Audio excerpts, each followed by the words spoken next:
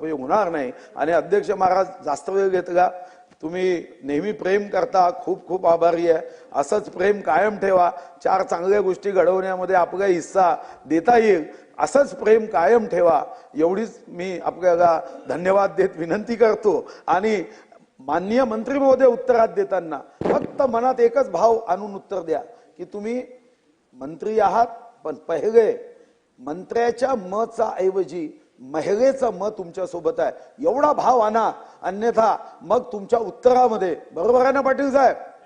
हा, तर तुम्ही हा भाव आणा, तुमचं उत्तर पहिले तर अजितदादा जेंडर बजेट करायला जावा, आपला प्रश्न सुटतो।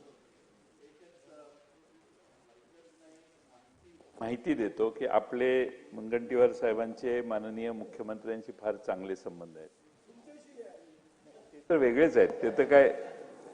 तर मुद्दा माझा एवढाच होता की आपल्या महिला व बालकल्याण विकासाच्या मंत्री जे आहेत त्यांना रायगड जिल्हा पालकमंत्री म्हणून दिला होता आणि तो त्यांना थांबवलेला आहे। तर तुमचे गुड ऑफिसेस मुख्यमंत्र्यांच्याकडे वापरा आणि त्यांना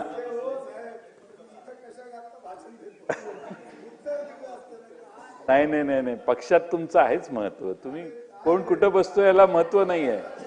पण ह्यांना आज महिला दिनाच्या दिवशी रायगड जिल्ह्याचं पालकमंत्री करताना गोगावलेंच्या सूचनेसह हा प्रस्ताव ताबडतोब मान्य करा आणि त्यांना रायगड जिल्ह्याचं पालकमंत्री म्हणून कामाला। आता जयंतराव पाटील साहेब, तुम्ही अशा मागण्या केल्या तर मला परत 2 दिवसांनी जागतिक पुरुष दिवस ठेवायला लागेल।